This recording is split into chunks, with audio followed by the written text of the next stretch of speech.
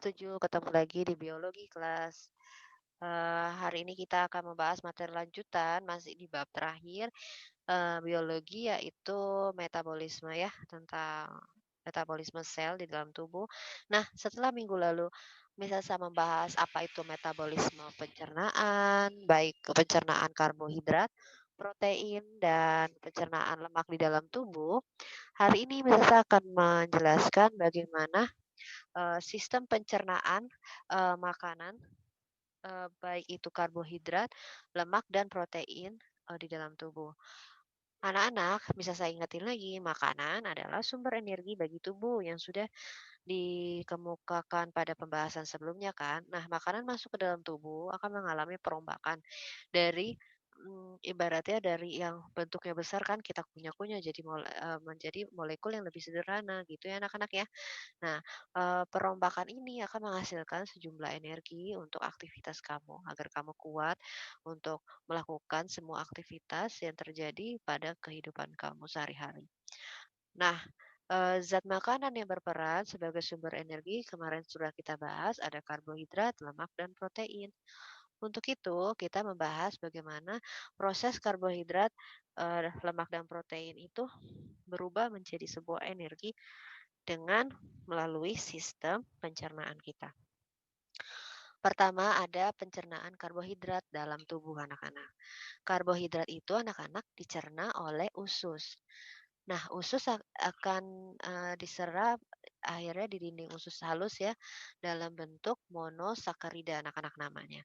Nah, monosakarida ini dibawa oleh aliran darah sebagian besar menuju hati dan sebagian lagi dibawa ke sel jaringan tertentu dan mengalami proses metabolisme lebih lanjut. Di dalam hati anak-anak tadi tuh karbohidrat yang udah jadi monosakarida mengalami proses eh, sintesis ya, menghasilkan glikogen, dioksidasi menjadi karbon dioksida dan air ya H2O atau dilepaskan untuk dibawa oleh aliran darah ke bagian tubuh yang memerlukan anak-anak. Nah, hati yang mengatur kadar glukosa dalam darah atas bantuan hormon insulin yang dikeluarkan oleh kelenjar pankreas eh, akan mengalami kenaikan proses pencernaan dan penyerapan karbohidrat yang menyebabkan glukosa dalam darah itu meningkat. Sehingga sintesis glikogen dari glukosa oleh hati akan naik anak-anak. Sebaliknya, jika banyak kegiatan, maka banyak energi yang digunakan. Kalau anak-anak bergerak, berarti banyak energi yang digunakan untuk kontraksi otot, sehingga kadar glukosa dalam darah nurun. Tapi kalau anak-anak nggak pakai, kadar glukosa dalam darah naik. Gitu. Dalam hal ini, anak-anak, glikogen akan diuraikan menjadi glukosa yang selanjutnya mengalami katabolisme yang kemarin kita bahas, yang menghasilkan energi dalam bentuk energi kimia. Nah, hormon yang mengatur kadar gula dalam darah itu adalah hormon insulin, dihasilkan oleh pankreas yang berfungsi menurunkan kadar glukosa dalam darah. Nah, yang kedua ada hormon adrenalin, dihasilkan oleh korteks adrenal berfungsi menaikkan kadar glukosa dalam darah.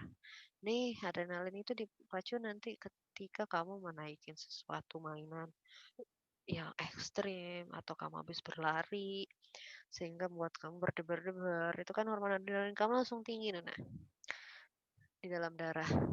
Jadi prosesnya gimana? Dari mulut ya anak-anak ya. Makanan masuk kan.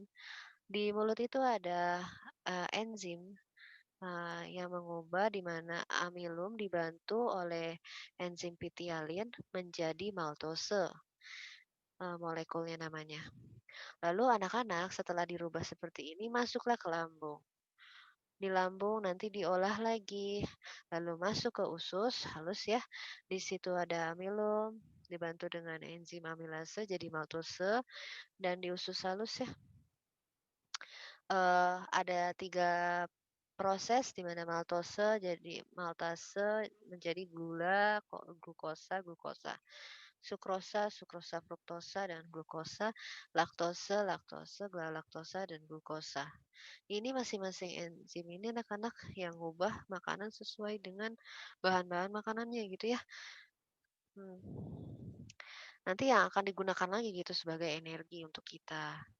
Nah, akhirnya dicerna menjadi pati anak-anak, dirubah menjadi glukosa, terus habis itu digunakan, saat proses oksidasi, saat respirasi, menghasilkan energi. Terus habis itu dapat diubah lagi jadi glikogen dan lemak. Kalau yang glikogen ini bisa disimpan di hati dan di otot sebagai cadangan ya, dan kalau yang lemak itu disimpan di perut, di sekeliling ginjal, dan di bawah kulit. Karena ini tidak bisa dikeluarkan jadi menumpuk gitu. Sebenarnya ada gunanya juga sih, lemak ini kan untuk, penambahan energi ya karena lebih banyak ya. Tapi,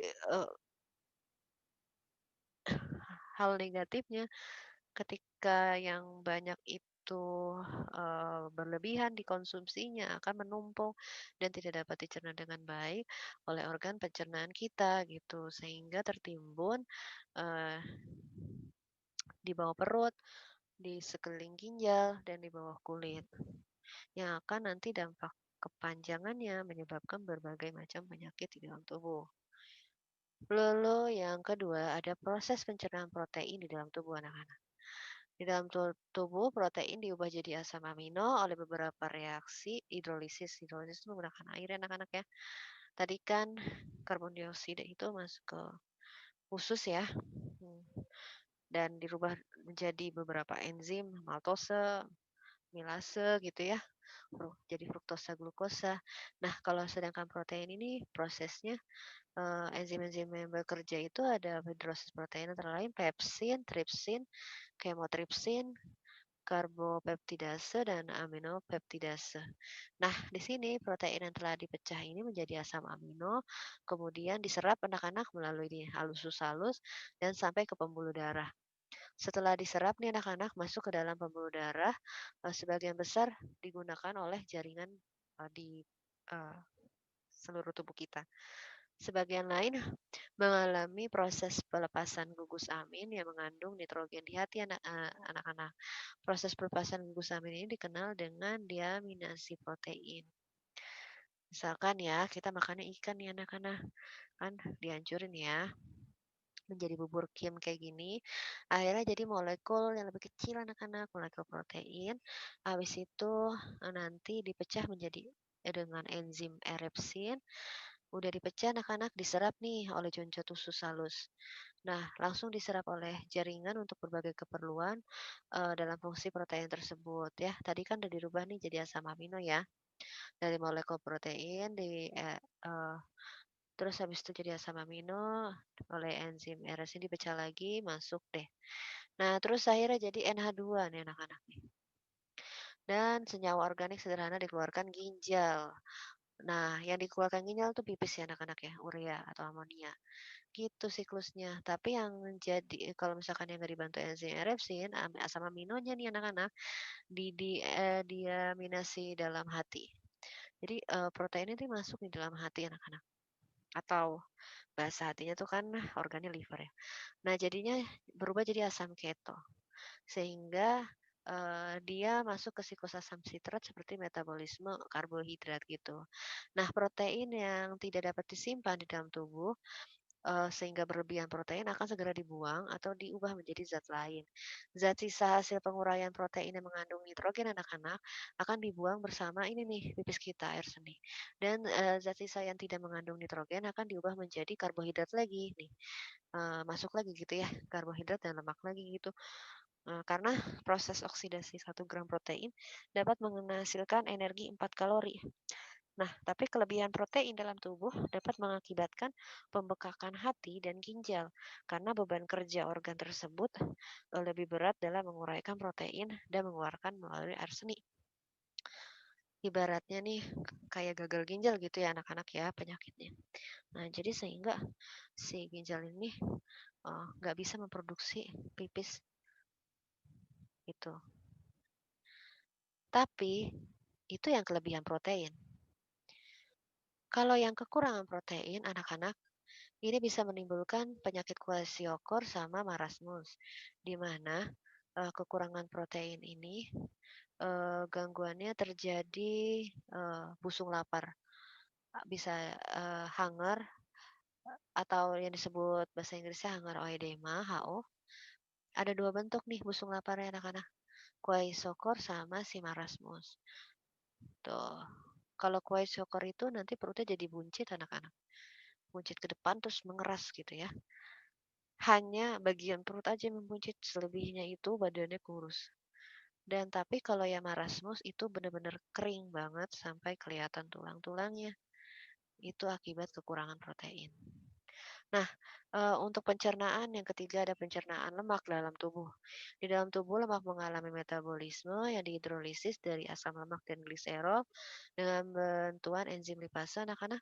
Proses ini berlangsung dalam saluran pencernaan sebelum diserap usus. Asam lemak akan bereaksi dengan garam empedu membentuk senyawa seperti sabun ya anak-anak ya. Selanjutnya senyawa akan diserap ke jonjot usus dan akan terurai menjadi asam lemak. Kemudian diangkut oleh pembuluh getah bening usus menuju pembuluh getah bening dada sebelah kiri. Selanjutnya ke pembuluh balik bawah ke selangkah kiri. Misalkan kamu makan keju. Nah, keju kan besar, makan besar dihancurkan, terus habis itu menjadi gumpalan yang dihancurkan oleh garam empedu. Kemudian habis itu terjadilah perpecahan ya, diuraikan menjadi molekul lemak yang diuraikan oleh lipase. Selanjutnya habis dari molekul lemak menjadi molekul yang lebih kecil lagi yaitu asam lemak. Udah berupa cairan ya anak-anak nih ya. Nah, masuk tuh jadi asam lemak dan gliserol. Lalu diserap anak-anak oleh si usus, dijonjot usus ya. Nah, diubah menjadi senyawa yang diperlukan jaringan.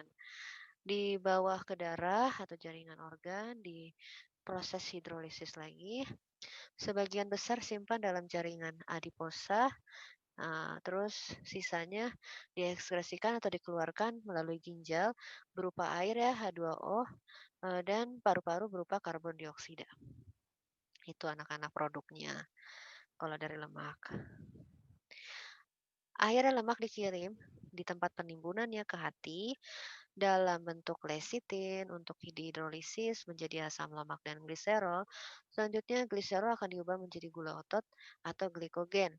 Asam lemak akan diubah menjadi asetil koenzim. Gangguan metabolisme berupa tertimbunnya senyawa aseton yang dapat menyebabkan gangguan pernapasan. Kesulitan bernafas terjadi karena meningkatnya tingkat keasaman dan jumlah CO2 yang tertimbun. Kelainan ini dinamakan asidosis. Nah, gitu ya anak-anak. Oke, anak-anak, itu adalah bab terakhir di bab biologi. Jika kalian masih bingung, misalkan saya akan membahas lagi minggu depan. Namun, untuk lebih memperkuat kamu, kamu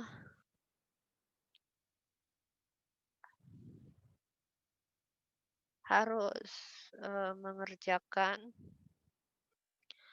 soal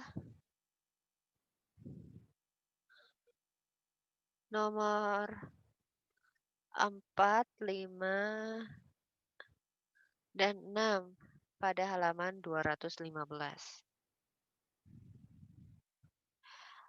Yang akan kita bahas di minggu depan ya. Oke anak-anak, sekian dulu pelajaran biologi hari ini. Sampai bertemu di minggu selanjutnya ya. Bye.